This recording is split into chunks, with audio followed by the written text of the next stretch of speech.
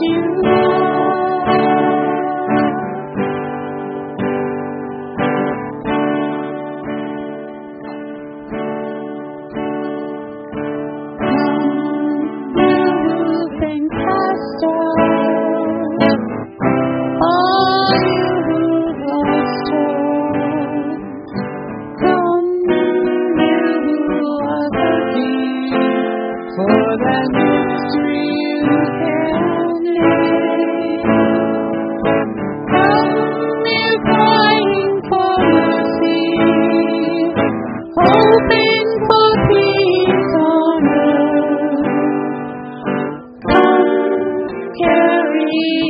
question.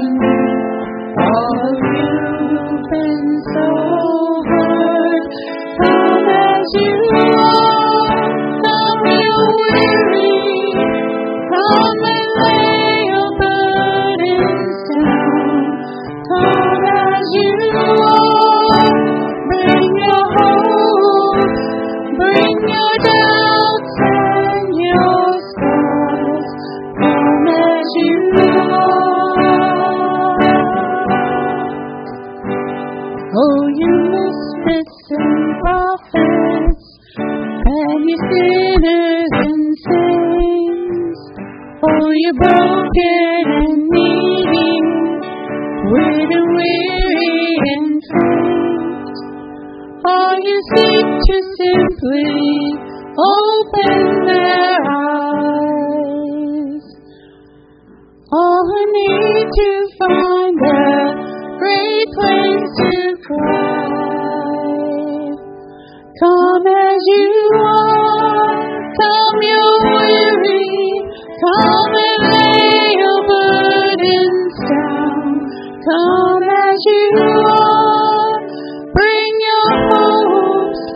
Bring your doubts and your scars. Come as you are.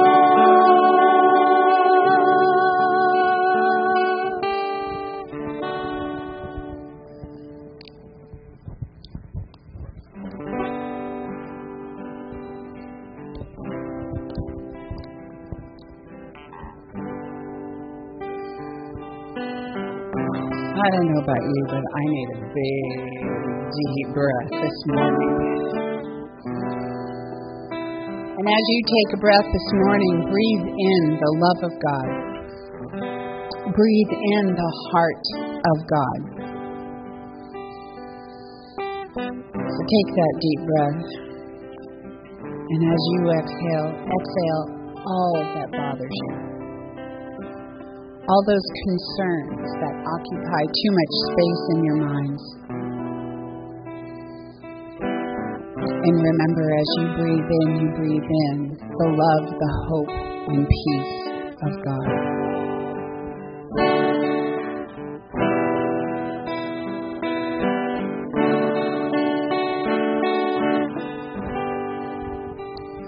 This is the air I breathe.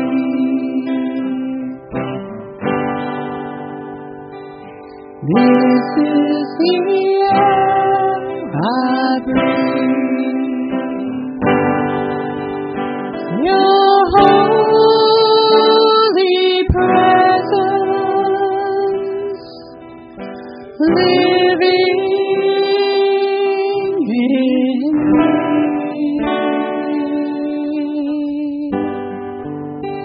This is my daily bread. This is my daily bread. Your very word spoken to me. And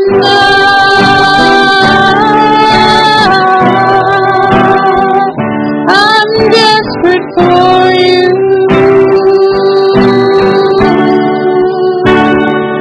And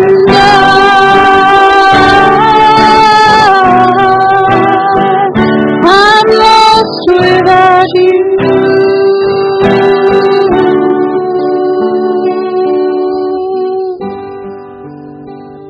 This is the air I breathe. This is the air I breathe. Your holy presence living in me.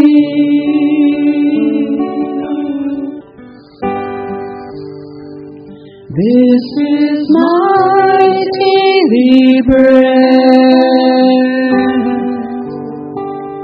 This is my daily bread, your very word spoken to me, and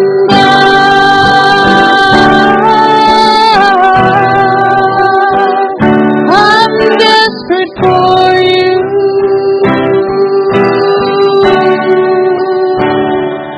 And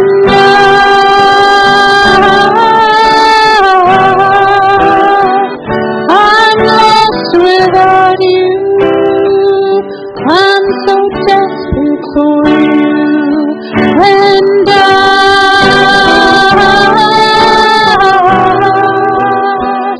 I'm desperate for you.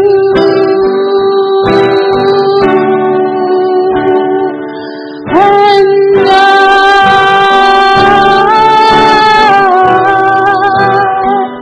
I'm lost without you. I'm so desperate for you.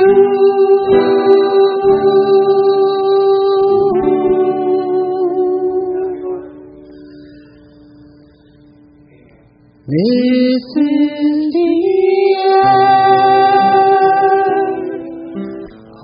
I breathe.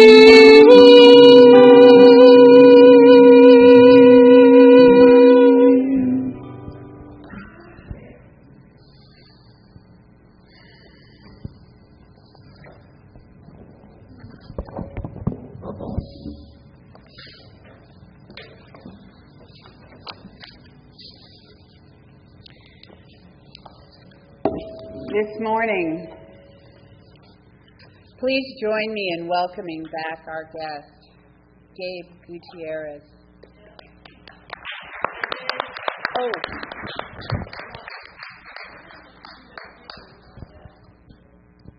Got it.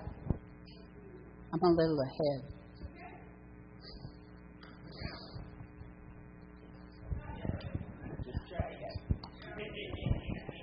Good morning.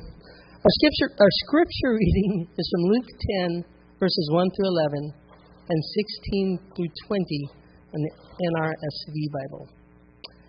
After this, the Lord appointed 70 others and sent them on ahead of him in pairs to every town and place where he himself intended to go.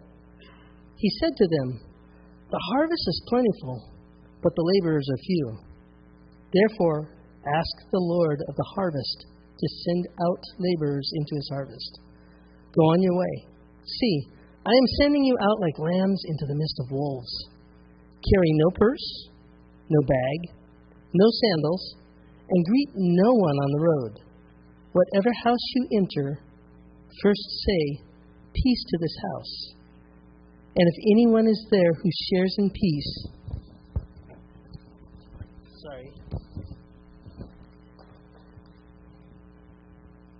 "your peace will rest on that person, but if not, it will return to you. Remain in the same house, eating and drinking, whatever they provide, for the laborer deserves to be paid. Do not move about from house to house. Whenever you enter a town and its people welcome you, eat what is set before you. Cure the sick who are there, and say to them, 'The kingdom of God has come near to you.' But whenever you enter a town and they do not welcome you, go out into its streets and say, 'Even the dust of your town that clings to our feet, we wipe it in protest against you. Yet know this, the kingdom of God has come near. Whoever listens to you, listens to me. And whoever rejects you, rejects me. And whoever rejects me, rejects the one who sent me.' The 70 turned with joy, saying, 'Lord, in your name even the demons submit to us.' And he said to them, 'I watched Satan fall from the heaven like a flash of lightning. See, I have given you authority to tread on snakes and scorpions and all over the power of the enemy, and nothing's going to hurt you. Nevertheless, do not rejoice at this, that the spirits submit to you, but rejoice that your names are written in heaven.'"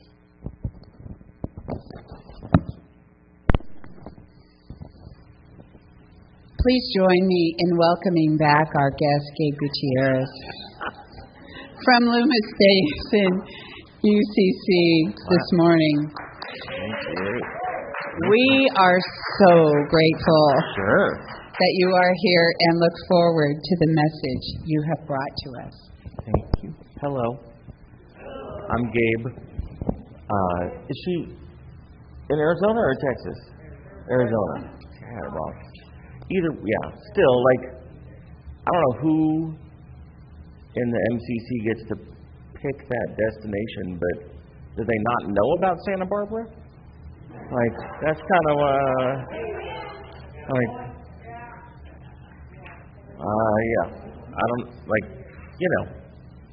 don't know, somewhere that it's not hotter than here. Yeah, that would seem like it would be appealing. It is a real pleasure to be with you today. Your pastor has become one of my very close friends and people that I trust, and she has been instrumental in helping me through a process of questioning and reevaluating and reaffirming my faith and learning new things, and she's just been so gracious to allow me to ask questions, and as she's kind of been ahead of me on that journey. We both started out in real similar places. We were both youth pastors in the same Pentecostal denomination in the 90s. But yeah, she means a lot to me, and it is really a privilege to be here. And I will probably try to not mess things up for her too much. That is the goal. She spoke. I'm part of the Loomis UCC, conveniently located in Loomis. It's not just a clever name. We are in the middle. Actually, I hope we're much closer to the end of finding a new senior pastor. Pastor Casey stepped down in January, and it's just the wheels of progress turn slowly in any kind of organization. But we are finally to the fun part where we're actually starting to get, resumes and stuff. So that's cool. We're excited about that. It'll happen. I've been speaking, about once a month this year, and every once in a while someone will ask me if I'm one. No, never. I have no interest in being a senior pastor, and my wife has aggressively less than no interest in me being a senior pastor. So my deal with God is just, if that's what I'm supposed to do, God needs to tell Angie. Because if Angie comes to me and says this is what we're supposed to do, then I will know that it is God. Because it is a terrible job. It's terrible. Everything is your fault. They don't teach you things about erosion control and payroll taxes and all that stuff in Bible college or seminary. Someone's always mad at you. It's just your youth pastor does dumb stuff. I mean, I only know about that one from the other side, as being the one causing the boss to get phone calls. But, still, I know what that's like to be that person. Anyway, but I'm so grateful that God does call people to that role and that they say yes. That's awesome. And I'm so glad that this community exists and that you guys are all. She and I have talked enough about kind of how things. That just this wonderful, amazing, collaborative effort that makes this church function and meet needs in Folsom and the surrounding area, and it's awesome. And I'm really stoked to be here. This passage out of Luke chapter 10 is very full, and some of it is confusing. And part of that, the reason that it's confusing is because it breeds a lot of follow-up questions that there are no answers to. And there was a time in my life I probably would have just leaned on my own, amazing education and intelligence and just told you what it probably was the answer. But it doesn't say, so I don't know. So if I get to any part today where I am clearly speculating, I'll do my very best to tell you that is speculation. But it doesn't say. Like, for instance, in those beginning verses, when Jesus is like, do this and do this, and if people are, mean, just forget them and move on to the next town. If they're not into you, what you're doing, or don't say hi to people on the road or other places, it's love your enemy. Like, why? I have a guess, but that's all it would be. So I'll be honest, we're going to skip most of that this morning. It would just be, me guessing a lot. And but leading up to this, just the kind of things you need to know, especially those first verses. Hospitality was a huge part of the culture, not just among the Jewish people, but in that whole region of the world at that time. Ezekiel 16 tells us that was the sin of Sodom, was that they had excess and didn't share it with the poor, and they did not extend hospitality to visitors and travelers. That was the sin. I mean, there is a lesson in sexual ethics from the Sodom and Gomorrah story, and that is gang rape is bad. Okay, I think we're on board with that. Great.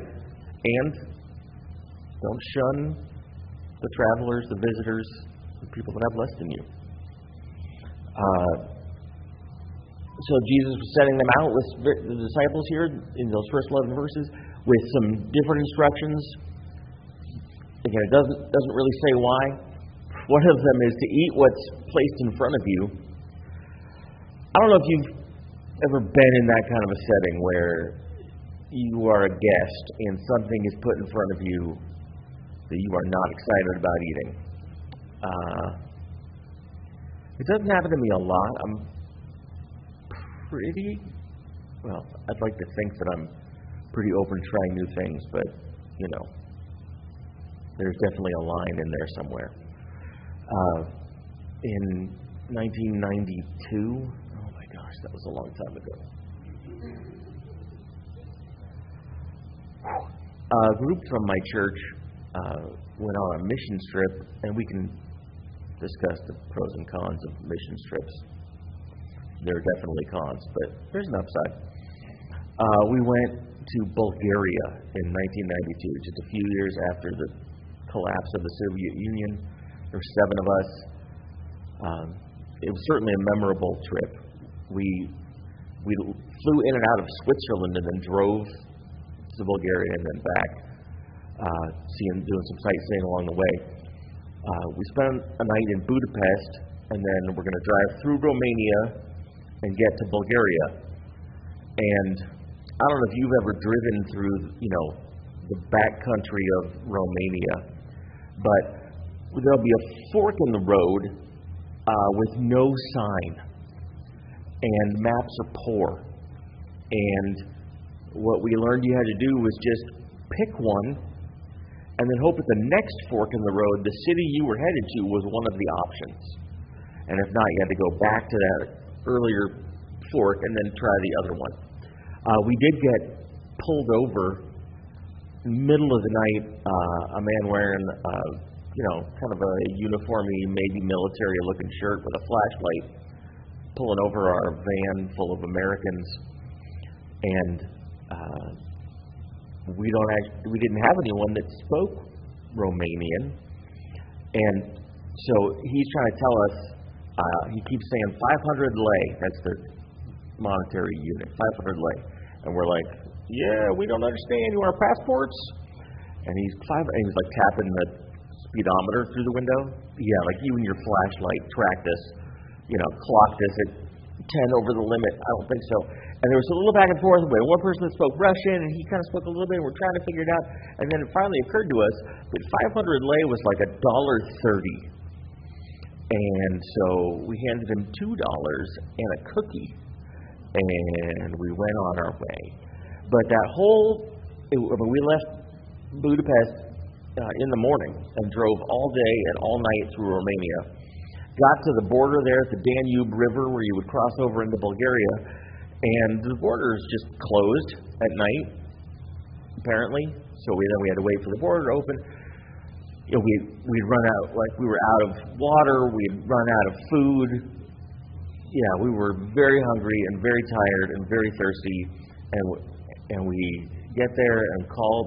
It was a Bible school and church that we were going to work with, and we call and we get there and we sit down, and the first meal they bring us is like these little pieces of liver and a little bit of water and some other thing.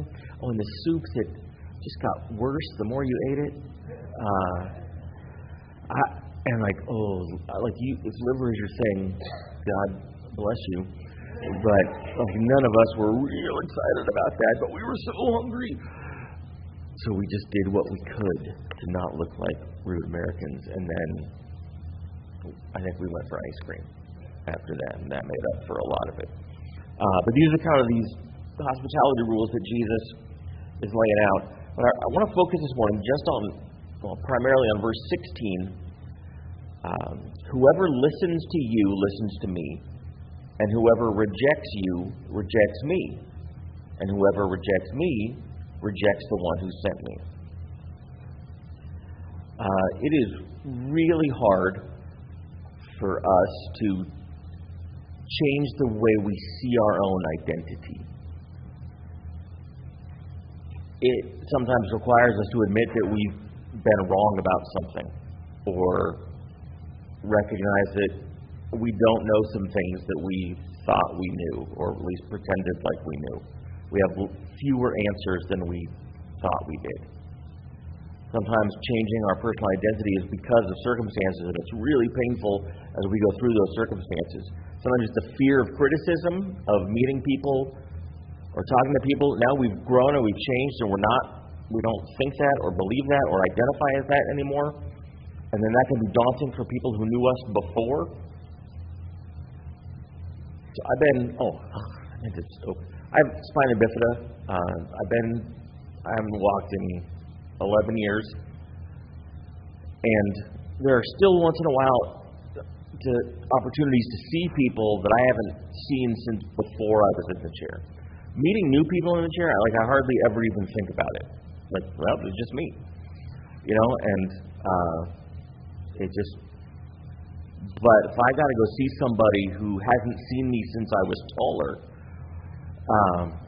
that feels weird to me, because now there's going to be a million questions, and I don't feel like answering a million questions over and the same question a million times.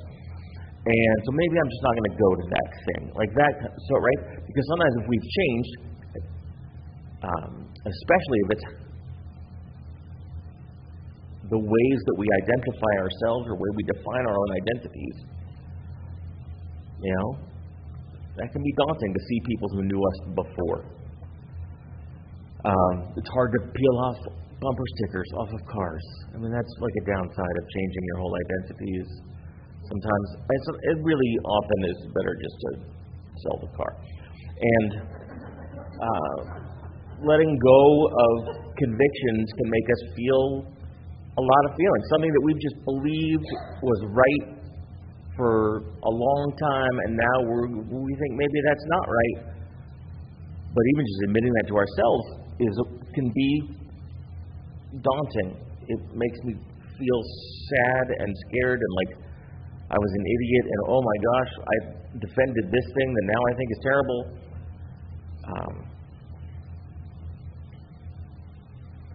Often we are defined by our associations or preferences, our likes, especially when we so often are faced with these either-or kind of situations in our society, like the big one of pie or cake. Personally, I'm a pie man, but that doesn't mean I don't like cake. Well, both of you can like, right? But your identity gets tied up in your favorite team, your favorite Marvel actor named Chris, whatever, where you live, who your family is or was, or, where you went to school. The job that you do, the job that you did. My dad worked in the film industry. My dad was a grip. That was really his job for a long time. And he has a million stories. Some of them are amazing. Some of them, once in a while, he tells me a story that I don't feel like I'm old enough to hear yet. It's like, ooh, I didn't want to know that, Dad. He's not going to watch this, right? No. Like, we're just driving. And it felt like just so out of the blue. He just goes, I only ever tried cocaine twice. What? And, especially, don't drop that on me at 70. Like, come on, man. Right, but so much of his identity, less now it's mostly in being a grandparent, but was his job. That was just so much of who he was. And still, they moved to Rockland a couple of years ago, and he meets people, and there's, they live in a 55 and over community, and I'm so close to qualifying. Really looking forward to some of those discounts. So close. My wife was upset when I had also signed her up for the AARP. I'm like, 20% off at Perco's. Come on, we're going to be just fine. I don't know. If we were ever brave enough to eat at Perco's, that would be really important and worthwhile. But Peel, what did you do? What did you used to do? And I did film industry, and he gets so troubled that nobody asks me follow-up questions here. And he's ready for the follow-up questions so he can tell stories, because that's still part of how he sees himself. Part of his identity is that guy that worked on all those Robin Williams movies. That kind of stuff. Or that one commercial where he spilled orange juice on, this is one of his favorite stories, on a tennis player? Yeah, definitely a tennis player. Anyway, that was when he stopped doing props and switched to being a grip, where the bar is just real low for grips. His favorite joke, and I'll get off this tangent, his favorite joke is, one time there was one grip who was so dumb, the other grips noticed. That is his favorite joke, and it is fairly accurate. Sometimes our identity comes from difficult circumstances, things that we've been through. The spina bifida guy, the wheelchair guy, the cancer survivor, the widow, the whatever, right? Sometimes that's how people see us. And it can be hard to break out of that because we did go through that. It is a thing. And sometimes, people have been around, especially like a church community where we support each other through some of those things. Sometimes it's hard to not think of that person and associate them with that struggle that they went through or are going through. And sometimes our identity is about who we follow. And I'm going to be appropriately vague, I believe, for this setting.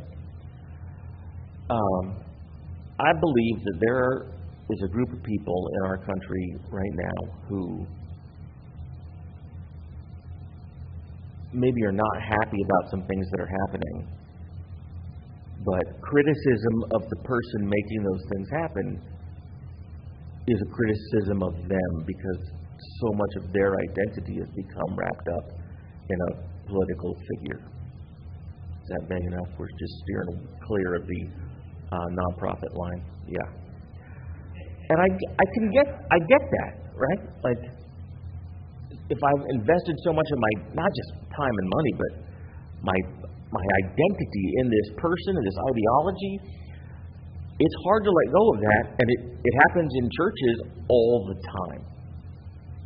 Like, I've invested a lot of myself into this church or this denomination or this whatever, and then I change, and I see things differently, but I still feel, can I be honest, I still feel defensive when, at least for a second, when I hear criticisms of sort of traditional evangelical churches, because that was who I was for so long. And I did my best, and I tried to just, sometimes I just didn't know better, or sometimes I focused on this, but I definitely did some things now that I now regret, or believed things, or taught things.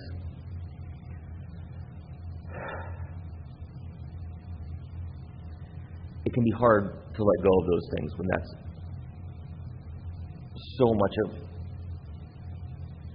the way that we define ourselves to ourselves. And this passage tells us that when we align with Christ,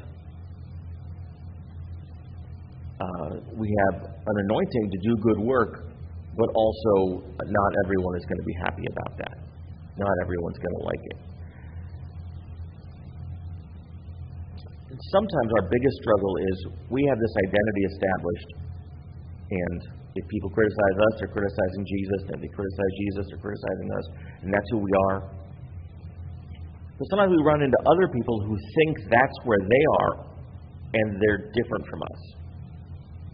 People who also would read that verse 16, whoever listens to you listens to me, and whoever rejects you rejects me.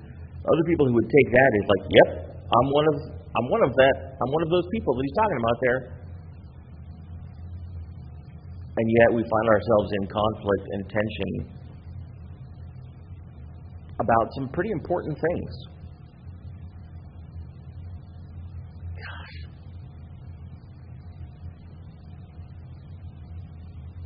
10 years ago, 5 years ago maybe, I would have really struggled coming into a church that opened up by saying, we're not here to tell you what to believe. Man, that would have concerned me. It really would have. And I had so much to learn about, who cares? When I started kind of feeling out if this church in Loomis was going to be the right fit for me, because I didn't think there was a right fit for me anymore, to be honest. I can't go back to that, but I don't think the thing that I want exists. And then once in a while, the thing would pop in my head of hey, maybe that means you're supposed to start a church. I'm like, no, you talk to Angie. That's the deal, remember? Not me. You talk to Angie. And so I ended up at Loomis and then found, I really liked our pastor, but he'd say something in a sermon and we'd go get coffee and realize, we disagreed about some pretty fundamentally, deep, important things. And he was so gracious to help me kind of work through, and some of the stuff we still disagree about. But he helped me kind of see that are you going to make a decision about where you fit based on do we agree about things that are ultimately unknowable, at least in this life, or is it going to be about the things that we do and why we do them? And that's just, to me, has become such a beautiful way to see the world and ministry. I don't care if we all believe the same things, because the reality is, I've never believed 100% of the same things as anyone I've ever gone to church with, I would imagine. Certainly no one's ever been my pastor have I ever agreed 100% with. Right? My closest friend was my pastor for 8 years. We disagreed about all kinds of stuff, including, I'm going to just make this short because this could be a great tangent, but I'm going to try to rein it in. Including who should have won the National League Comeback Player of the Year award in 1989. We've been arguing about that since we met in 1992. And he's still wrong. I love him. But it's what we do that matters and not his wrong opinion about Lonnie Smith versus Dave Trebecki. Oh, buddy. I love you, but so wrong. Okay. So sometimes our struggle comes when our identity is, yep, we're with Jesus, and there are other people whose identity is, yep, I'm with Jesus, but it's not the same thing. And I don't know, I'm sure you guys, at least some of you know, some of the stuff that happened at Loomis, it was before I started there, but with, protests and Proud Boys and signs in our pastor's neighborhood with his face on them, calling him a pedophile. Just, people whose angry rhetoric and manipulation. There was a video that was taken under false pretenses, then edited to look, and then put on the internet and made him look like he was trying to groom children. By the way, everyone tries to groom children. That's kind of the point, right? Like, if you believe something strongly and there are children in your life and you're not trying to teach that to them, I think something like that's bad. You can teach them also about hate, but also check out these other things. But if you're just like, whatever, like, you should probably be more invested in that person's life. So, I don't understand how that's a thing, because if the Sunday school classes that I grew up in were not grooming, I don't know what is. And those were people with really well intention, but it was still like, no, this is the only answer.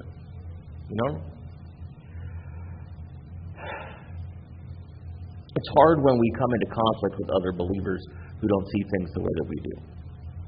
When you show up at a pride event and you're the only church there, right? Unless there's counter protesters or something. It's hard because we want to believe that we're all on the same team, but there are some very important differences that are affecting us. It feels like more and more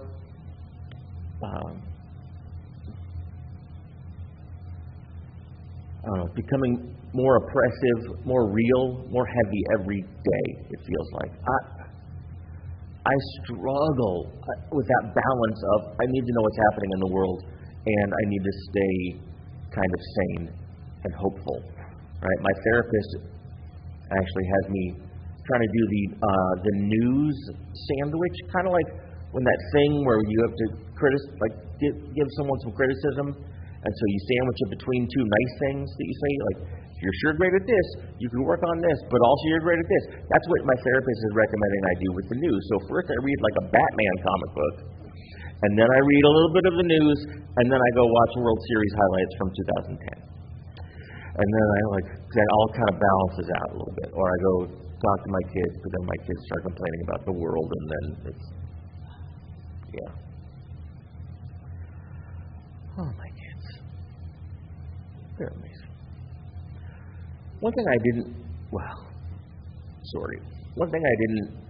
anticipate being an important gauge of where my kids are at.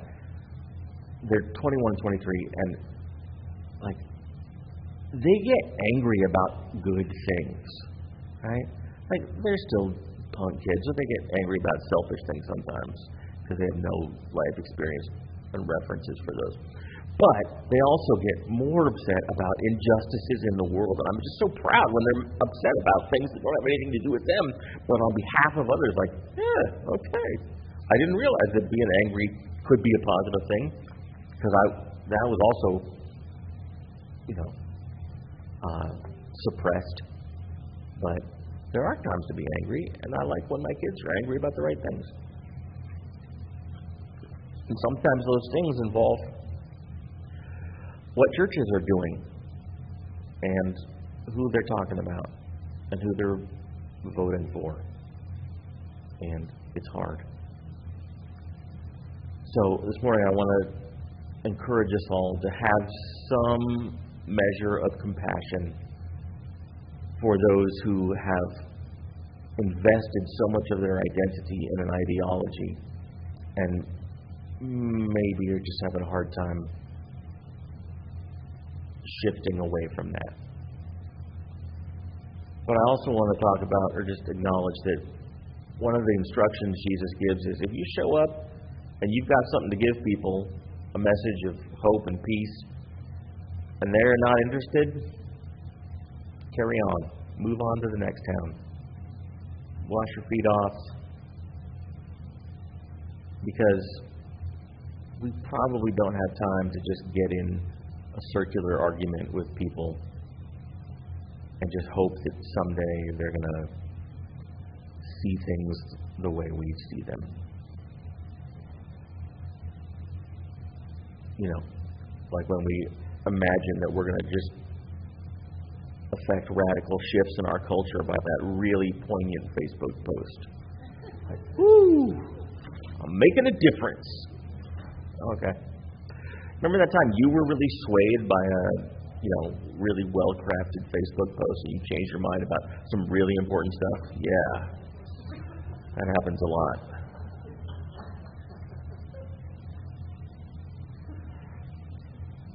But I wonder, this is where I'm speculating, I wonder if one of the reasons Jesus changed some of the rules for these 72 that he sent out was to help redefine how we evaluate how well we're doing in the tasks that we've been assigned. That it's not, we got to convince everyone but to find the people who are open to hearing that, and we're going to help them. And we're going to serve them. And the ones who don't hear what we have, like, that's okay. But we're not going to let that deter us from the things that we know we're supposed to do. And friends, that is hard. Because it really, really feels like we're fighting an uphill battle, trying to just be kind and love people and let people be.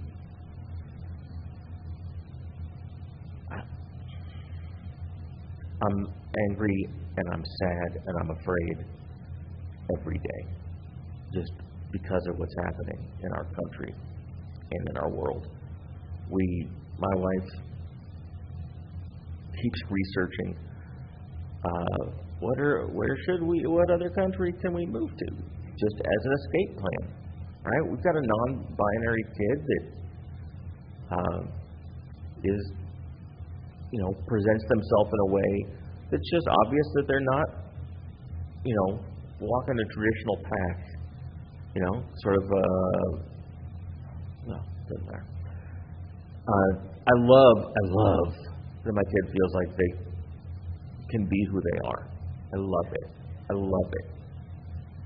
That is, when they first started wearing makeup, I said, obviously I don't want to pretend like I'm not noticing that you're wearing makeup, but in the best possible way, I don't care. All I want is for you to be you, like the best you. But it's scary when I know that them being their best them puts them at risk, makes them a target. It's scary. And I'm so grateful for my church community in Loomis because, that's not just my biological family. It's not just my trans niece and my kid. There are people who I very much love who are feeling attacked. And I'm not having it. I'm just not having it. Those are my people, and I'm going to protect them. And honestly, spent a lot of time trying to figure out how to use privilege subversively. We'll figure something out. Anyway, I just want to encourage all of us. Be bold in our own identities. Be willing to extend grace to people whose identities differ from ours in ways that threaten our identities. And to lead with love, but not let ourselves get bogged down in the same loopy arguments. And if something's not going anywhere, to move on and to find other people we can serve and love and support. All right, I'm just going to pray. God, you're a good God, and we're grateful for the things that you do for us and that you have called us to do. And for those who have Jesus as a core part of our identities, ask you would help us to see people around us the way that you do. Divine creation, loved, lovable, flawed.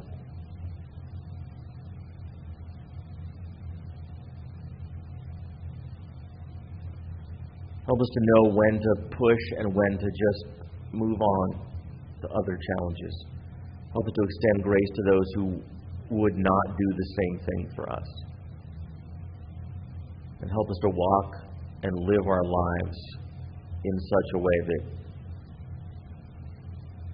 the way that we live makes it clear that you are in our core, because we have learned to love and support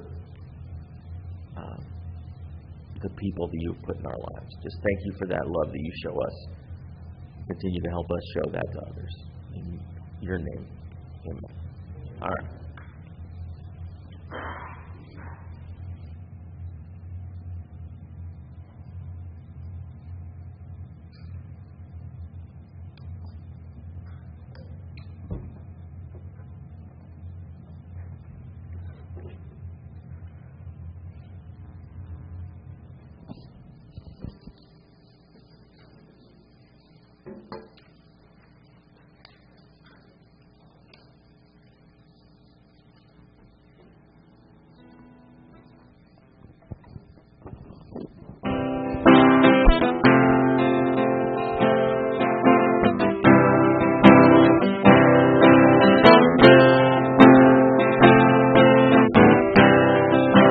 Worthy of every song we could ever sing, worthy of all the praise we could ever bring, worthy of every breath we could ever breathe. We live for you.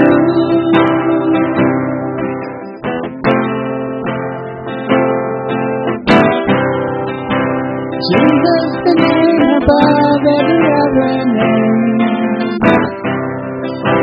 Jesus, the only one who could ever save. Worthy of every breath we could ever breathe. We live for you. We live for you. Holy, there is no one like you. There is none beside you. Open up my eyes in wonder. Show me who you are and fill me with your heart and lead me in the road to me.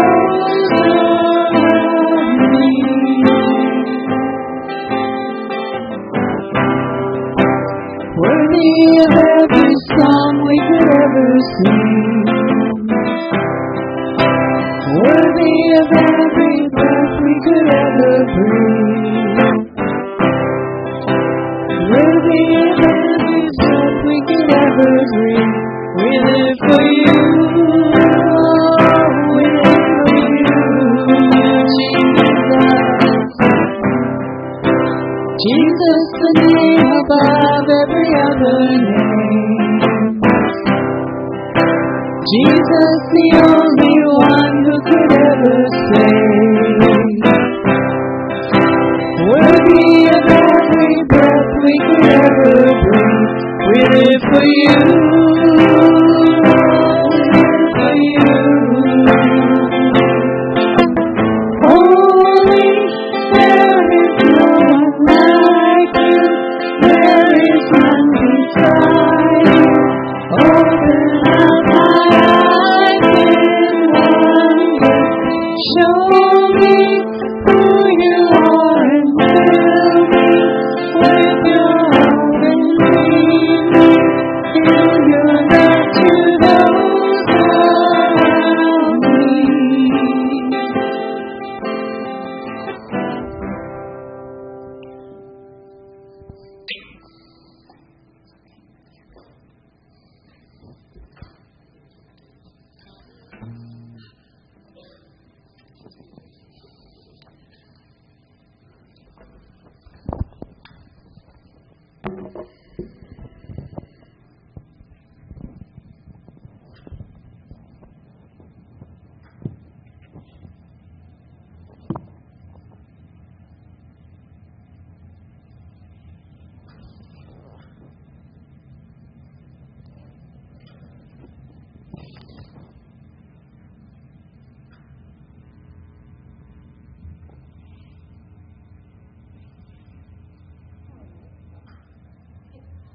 just love your sermon. It just made me so happy. It was just wonderful. And then the song and leading to communion, and I get to lead it. Oh my gosh, what a privilege. Because I think, Jesus wants us to pay attention and lead people if we feel be led by people. And the thing about communion is you don't have to believe anything for sure. You don't have to, say stuff that really is in Scripture. You just follow with your heart. And that's what you do when you follow Jesus. Oh my gosh, that was so good. Oh my gosh. Okay, so what we're going to do is we're going to sing it. And I'm not really good with the words, so maybe you can sing with me. That'd be good. Okay. Oh, you can help me. All right. So communion really is about breaking bread, and sharing the cup with Jesus, who is love. Just love. So as we sing the song and as we partake of the elements, I just want us to feel like, we're just being drawn together, and it doesn't really matter what exactly you believe, but it's just the love and the grace that's surrounding us. So I think there's words up there. What? Oh, okay. Oh. I gotcha. Good. Okay, so we start. On the night you were betrayed, you took the bread.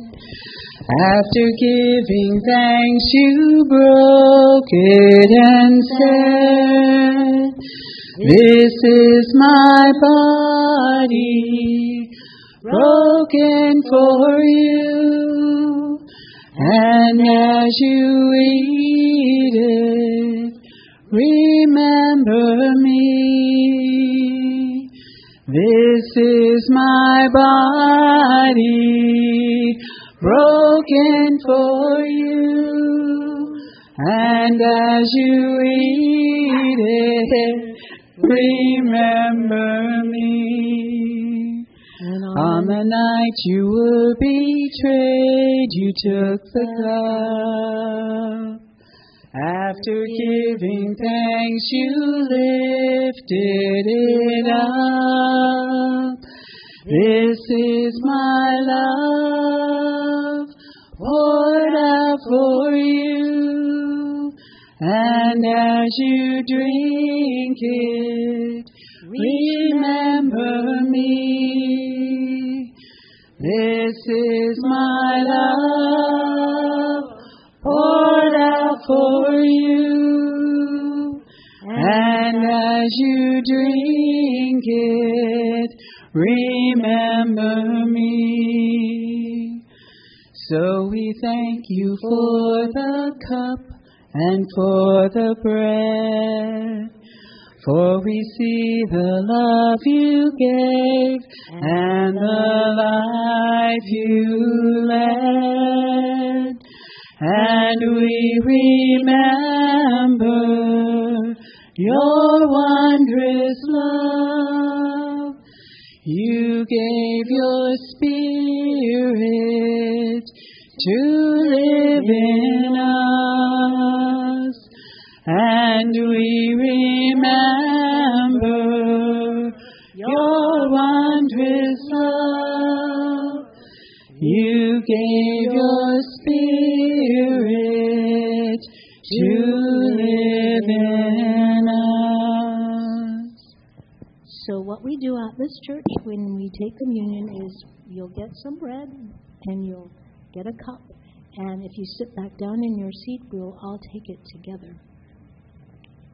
So, and just come on up the front and then get your elements and go.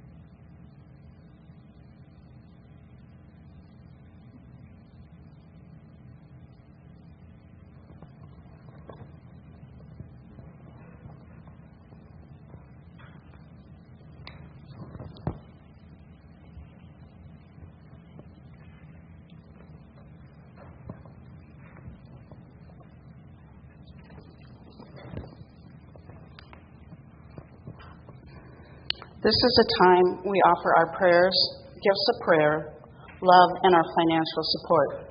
If you would like prayers to go to the pastor alone, please put them in the box on the altar here. If you want them read aloud, just put them on the corner of the altar. You can light a candle for your prayers, write one that can be spoken out. At the same time, support the mission and vision of Reflection MCC. This is our time to offer financial support, and of course, you can always do it online if you want.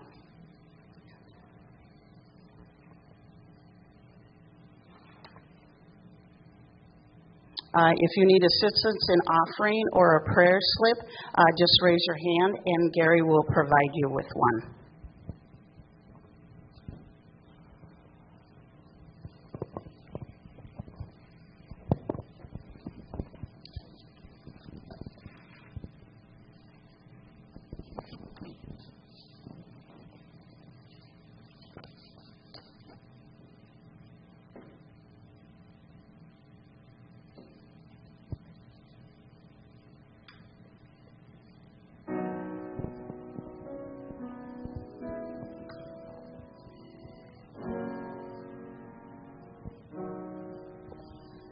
Sometimes I fall on my knees and pray.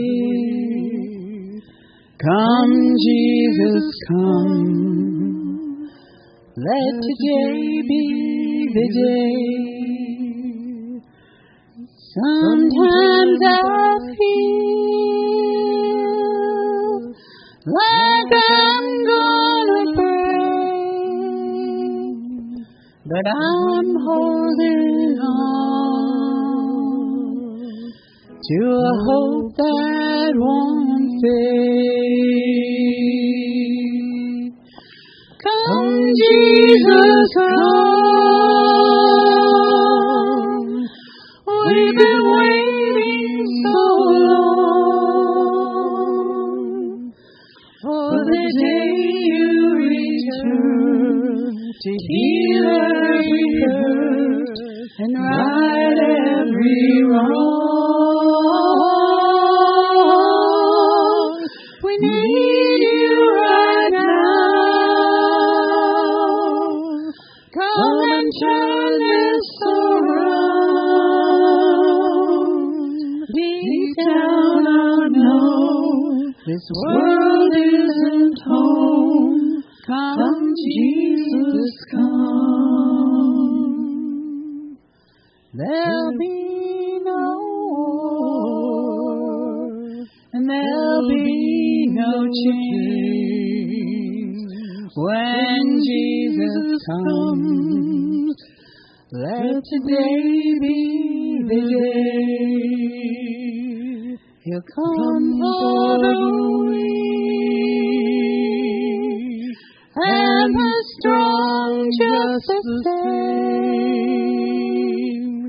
and all will believe in the power of His name.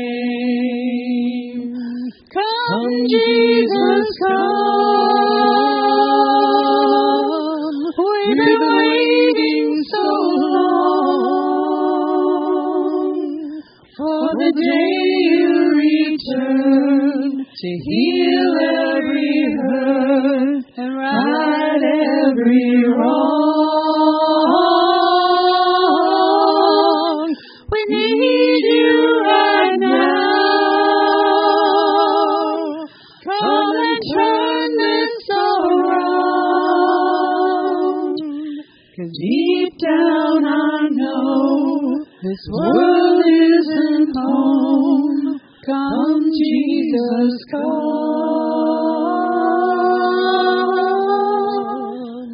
Come, Jesus, come.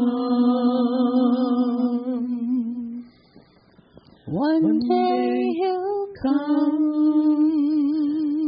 and we'll stand face to face. Come and lay it all down. 'cause it might be today. The time is right now. There's no need to wait. Your past will be washed by rivers of grace. Come, Jesus, come. We've been waiting so long for the day you return to heal every hurt and right every wrong. We need you right now. Come and turn this around. 'Cause deep down I know this world isn't home. Come, Jesus, come. Come, Jesus, come.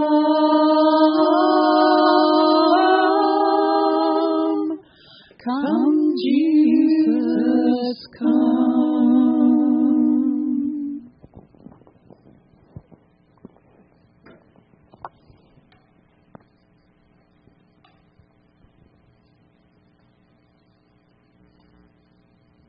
Our prayers always reach a long way, and I have a request from Gina, who is in New Hampshire at this time. Just wanting to ask for prayers for the victims of the Esparto fireworks explosion. 7 are presumed dead, still missing. My sheriff's office also had 2 staff members, married, that lost everything in the explosion. Their dogs are missing. My coroner staff could use your prayers too, as they are on the front lines now, searching for remains. I cannot be there to support them, but I and you can pray for them. It definitely has been quite the week of personal tragedy, actually weekend, from right in our neighborhood, in a sense, in Esparto, to the flash floods in Texas. And we could go from disaster to disaster of the crushed and broken hearts and those that are out there searching, especially those searching for children. There's no preparing yourself. There's no special EMS training that you can do when you know that you're out there searching, especially for a child, especially for a loved one. Dear God, we lift up these prayers. We lift up those that we have lit as candles. We lift up the ones that are still deep within our hearts, but you know what they are. We lift them up to you this day and every day in your many names. Amen.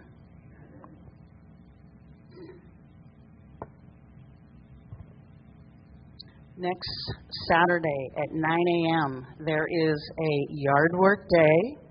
And also, you may think, hey, I physically can't do yard work, even though we'd like to.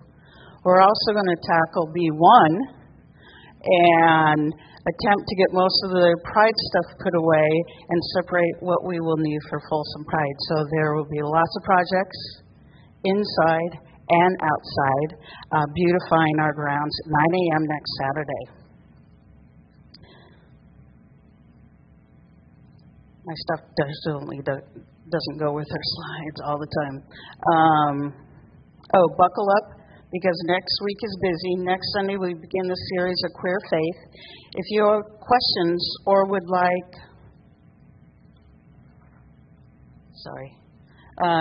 certain things addressed in this series, please feel free to text or email Pastor Sharon at reflectionmcc.org. This is a great opportunity to invite friends, any friends that are also interested in this topic. After church next week, we have a barbecue potluck. The church will be providing beef patties and turkey patties. I do have a sign-up that will be in Fellowship Hall. on suggestions of what we need. And then there's also space for fill-in.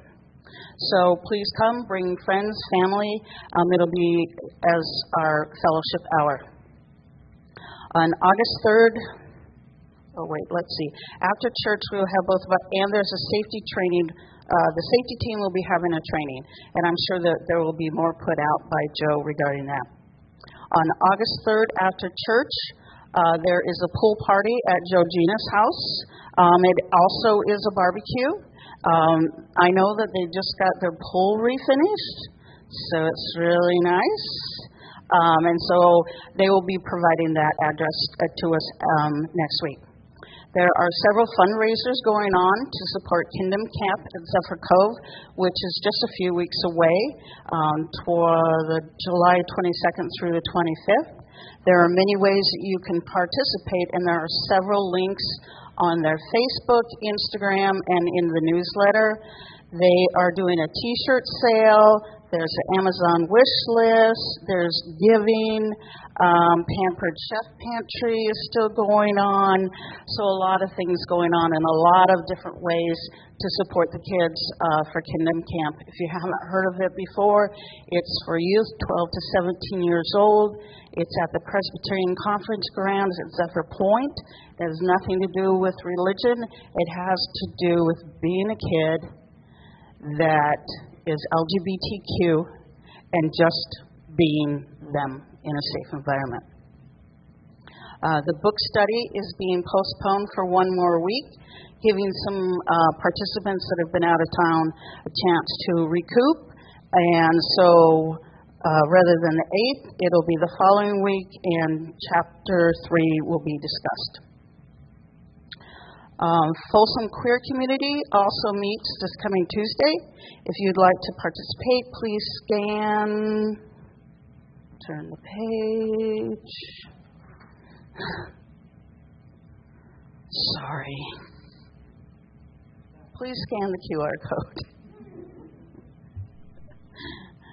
That's what I get for doing double-sided printing instead of straight up. There we go. Trying to conserve paper. And when you're trying to do is scripted instead of me just getting up here.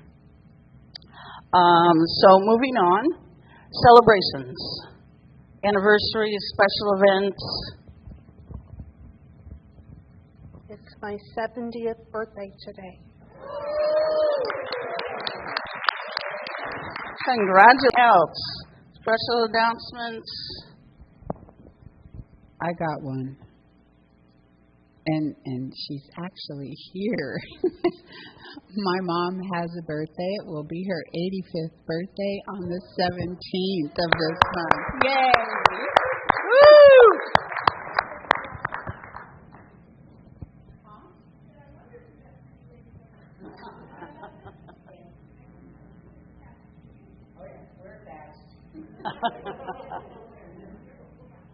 So, with that,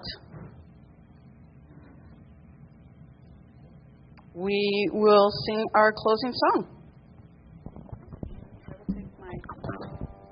We're kind of running over time, and so I kind of want to be to keep that in mind. So we're just going to go right to the chorus on this one, real quick.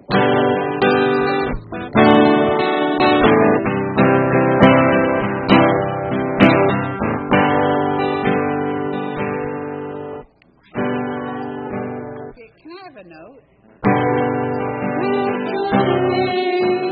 That's awesome.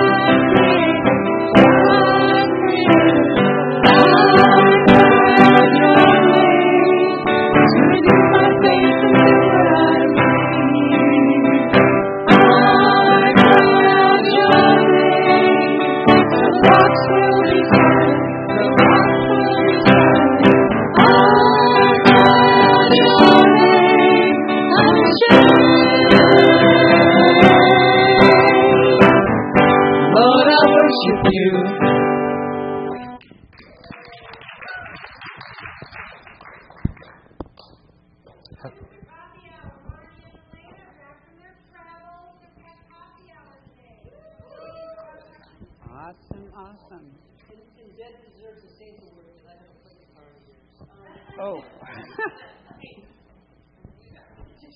Just, it's me again. Poor Dave. Can I just... Some months ago, somebody who didn't know me very well told me that I could change what's on the slides at the church in Loomis, even if I'm not there. I could see immediately they knew that they'd made a mistake. So I did just get the text I've been waiting for, because I changed one of the lines on our closing song to bring Gabe some pie. And we'll just see what happens as the Spirit moves next week. Let that sink in.